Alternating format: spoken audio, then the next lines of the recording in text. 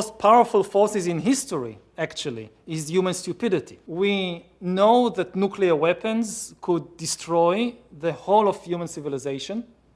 We know that now artificial intelligence can escape our control, and yet we keep on producing it. If we're this kind of perfectly wise entities, then yes, we could create the most powerful weapons, but we would never misuse them. If we were just stupid, then we wouldn't be so powerful. The combination is what makes the situation so dangerous. The one thing everybody needs to know about AI is that it's the first technology in history that can make decisions by itself and can create new ideas by itself. It's often compared to previous technological breakthrough, like the printing press or the atom bomb. It's completely different. Printing presses could not decide what book to print. Atom bombs could not decide by themselves which cities to destroy. An atom bomb cannot invent a new and even more powerful weapon. But AI can do that. So we are bringing into our ecosystem, into our planet, a very powerful and alien type of intelligence that we don't know how to control, and this is extremely dangerous. For most of history, life was divided into two main parts. In the first part of life, you mostly learned. Then in the second part of life, you worked. This is no longer workable.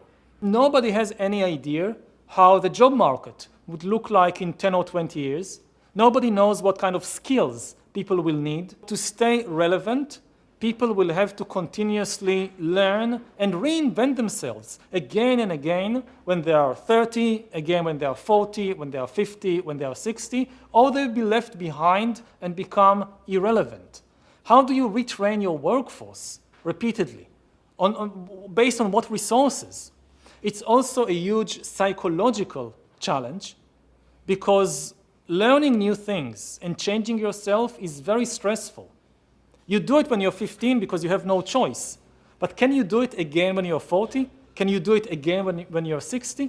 We need to think about providing society-wide psychological support to deal with the immense stress that living in the 21st century will involve. The world of the early 21st century was the most orderly and peaceful that it ever was. Then things began to change in the second decade of the 21st century.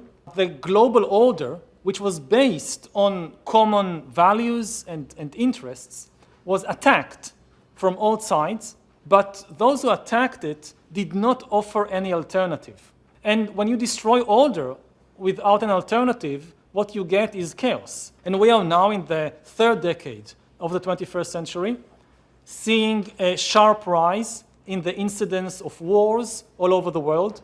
Defense budgets, military budgets all over the world skyrocket.